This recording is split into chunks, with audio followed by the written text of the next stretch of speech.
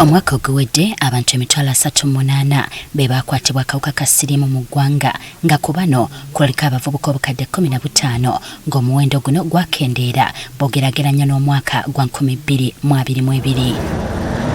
Mu kaweefube omungi azaakolebwa okulwanyisa akawuka kano mwe muli n'empaka ez'obw'annalulungi obw'abantu abawangaala n'akawuka ka siriimu.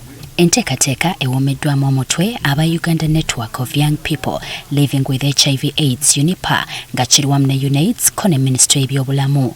Nnalulungi okuva mu kitongole ki UNAIDS agamba okunoonyereza kwalaga nti abavubuka abalina akawuka kano baali beekweka olw'okutya okumanyibwa ng'empaka zino ziyambyeko nnyo abavubuka okubazaamu essuubi. Beauty pageant eno teri ku mbeera yagamba nti njolesa bulungi bwange naye eri ku mbeera y'okutambuza omulama gw'okulwanyisa akawuka ka mukenenya. Young people are born into the stigma we created, stigma towards HIV.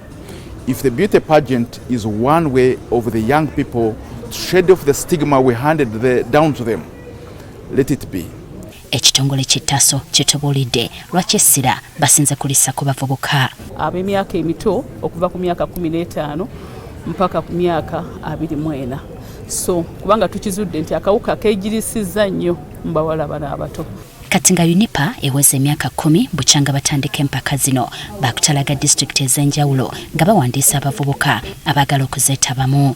Saba mwena abaliyo ng'omanyi olina omwana alina akawuka mukenenya abeera Mayuge abeera Kampala abeera Fort Portal osobola okukwatagana naffe nga tuze mu disitulikiti yo oleete omwana wo tomutya ffenaffe bamu okubeera nawo tekitegeeza mbu teyeesobola tekitegeeza mbu tajja kukola tekitegeeza mbu tajja vaamu muntu wa njawulo. Nga batongoza empaka zino abavubuka bakubiriziddwa obuteemalaamu ssuubi bakkirize embeera olwo lwe banaasobola okuwangaala.